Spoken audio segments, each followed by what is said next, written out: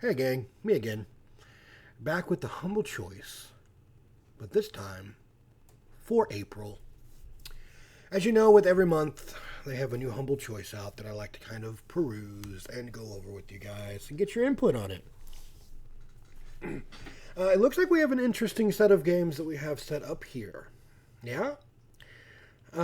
First off, number one, Victoria 3. I have not heard much about this. It doesn't even seem like it's got a rating on there.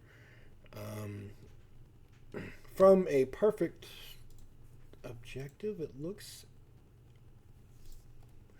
interesting, but let's take a little read. Yeah?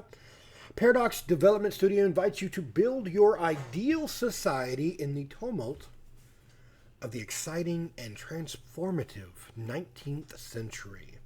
Balance the competing interests in your society and earn your place in the sun in Victoria 3, one of the most anticipated games in Paradox's history. I know Paradox. They're a good company. I don't remember hearing about this game. It looks interesting. The Ultimate Society Simulator. Lead dozens of world nations from 1836 to 1936. Agrarian or industrial, traditional or radical, peaceful or expansionist. The choice is yours. Detailed population groups with their own economic needs and political desires. Reform your government and constitution to take advantage of new social innovations or preserve the stability of your nation by holding fast to tradition in the face of revolutionaries. Research transformative new technology or ideas to improve your national situation. So it's basically like a city builder in a way. Deep economic system, yeah. So expand your industry. Man, guys, hey, I don't get paid for this, so just be happy. I just got off work too, so give me just a little bit of not having to restart this. Expand your industry to take advantage of lucrative goods, taxing the profits to improve national prosperity. Import cheap raw materials to cover your basic needs while finding new markets for your finished goods. Secure vital goods to fuel your advanced economy and control the fate of empires. Balance employing available labor force with the needs of new types of workers. So yeah, it's basically like an advanced city builder. Um, Looks really interesting. I like the aesthetics of it. Might be something I might play in my off time, and it is a $50 game. Plus, Paradox is actually really good. And next up, we have the Callisto Protocol. So this is a third-person horror game that was supposed to be pretty good. I did see some people play it. It's I don't know. I I might play it for Halloween or something, but I don't know. There leaves something to be desired in the game because it does a lot of melee combat, and it kind of the scares are not as prominent as you would want them to be. Yeah, but as it says, in this narrative driven, third person survival horror game set 300 years in the future, the player would take on the role of Jacob Lee, a victim of fate thrown into Black Iron Prison, a maximum security penitentiary located on Jupiter's moon, Callisto.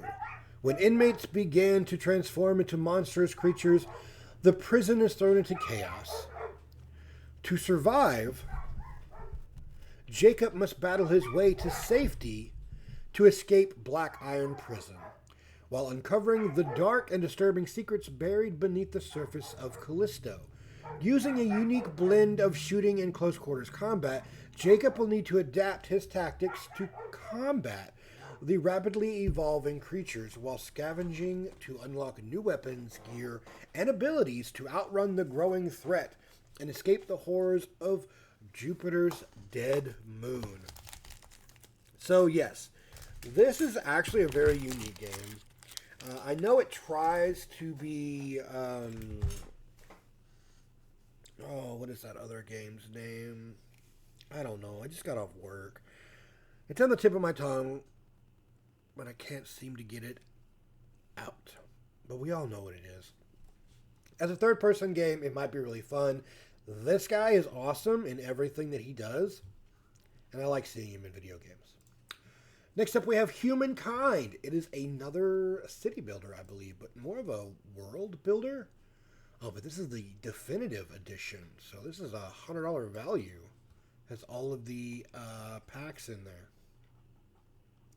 Humankind is a historical strategy game where you'll be rewriting the entire narrative of human history and combining cultures to create a civilization that's as unique as you are. Yeah?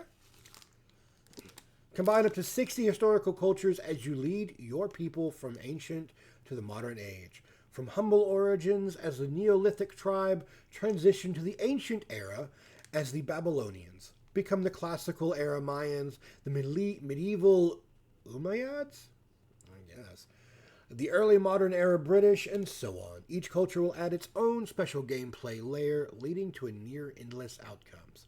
That sounds interesting. So we do have quite a bit of city builders this year.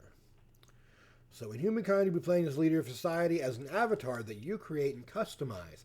Your avatar will evolve visually over the course of the game as your civilization develops. You'll also be able to level up your leader via a meta progression system to unlock custom looks that you can show off to strangers and friends alike in multiplayer matches up to 8 players. Might be interesting. Next up, we have Fashion Police Squad. Oh, that's cool. That looks insanely weird and fun. Codename The Tourist. Fashion crime. Socks with sandals. Calling all officers, you've got a fashion crime in progress, and I am mobilizing all Fashion Police Squad members. Grab your belt of justice and your tailor-made sewing machine. We've got some fashion justice to dispense. Fashion Police Squad is a humorous retro first-person shooter where you fight against fashion crime using attire-enhancing weaponry. Clean the streets of socks and sandals as Sergeant Dez and experience a single-player story full of fabulous characters, dazzling encounters, and a fierce runway shows. That seems rather, funny.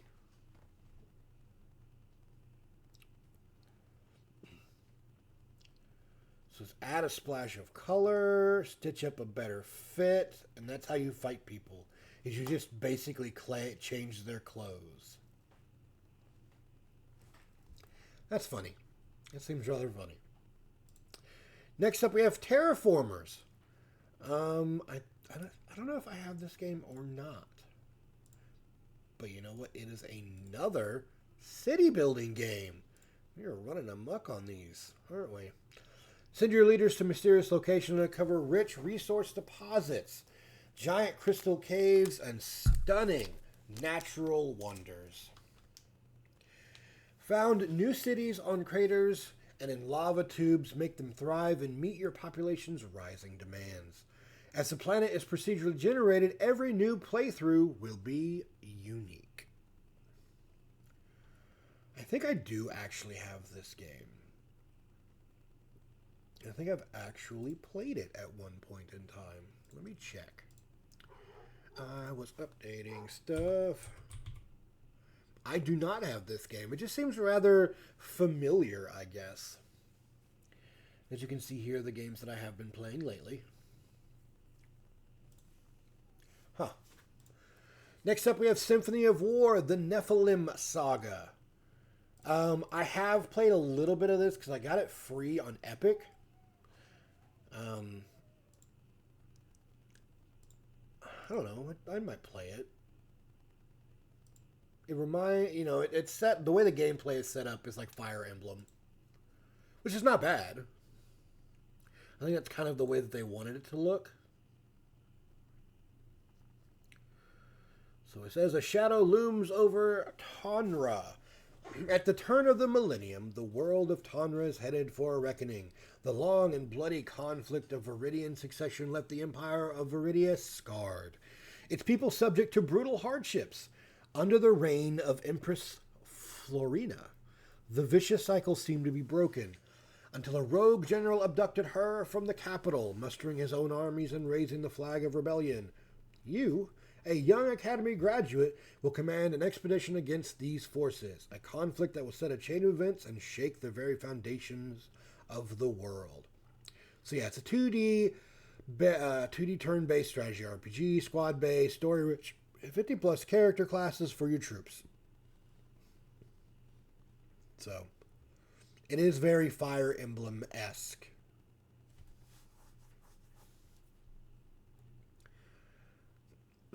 If you like that sort of thing, this might be the game for you. I mean, I might play it. It seems interesting. Yeah.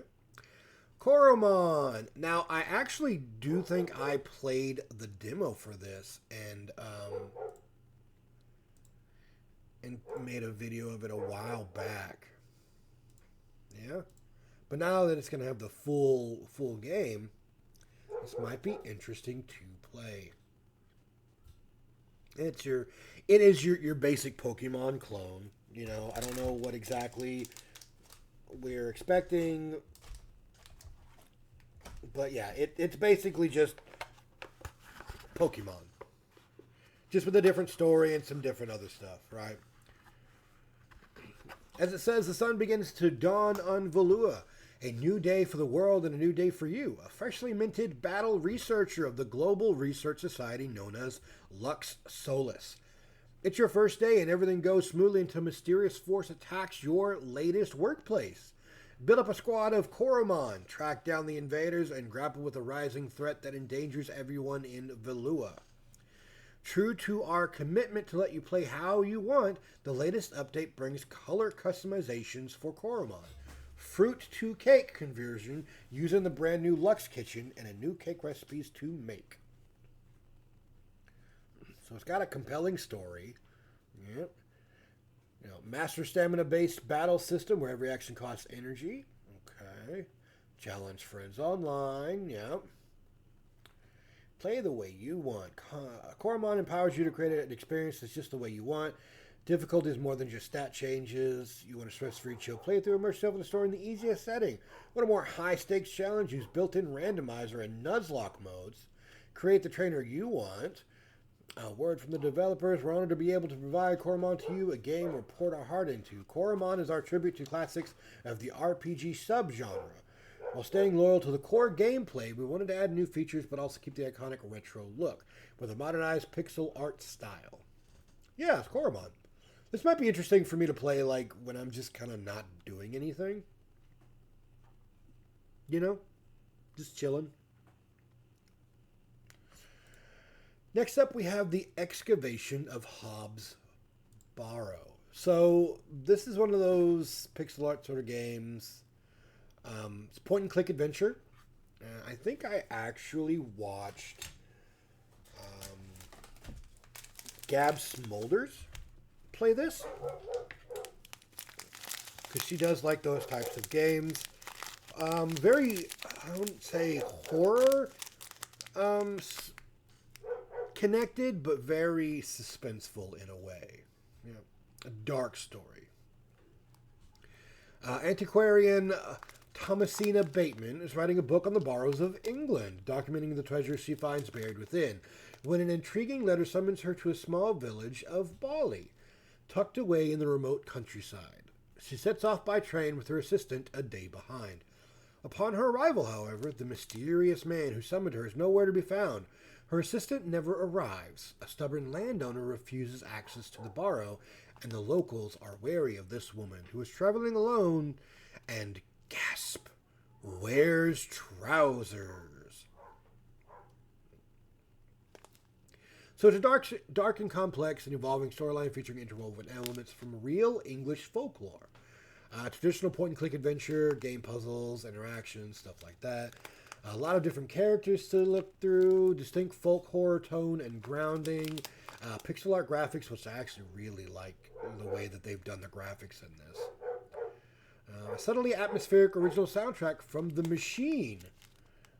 The Demon, one half of the duo behind the award-winning football game soundtrack. I don't know what that is, but it looks really interesting. This might be a cool little playthrough as well. That looks to be all the actual games. We do get a Callisto Protocol Season Pass coupon, 60% off. Victoria 3 Expansion Pass, 20% off. And 50% off of Symphony of War game as well.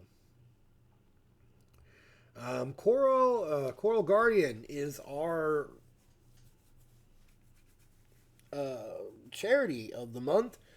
It works to protect and restore coral reef ecosystems around the world based on 3 pillars: conservation, awareness programs, and science. But there you go, guys. Those are your humble games for April. Tell me what you think. Are any of these something that you would like to play? Are any of them something that you would like to see on the channel? And hopefully, you're kind of having fun. So until then, and when I'm in better spirits and not just coming off of work, I will see you in the next video.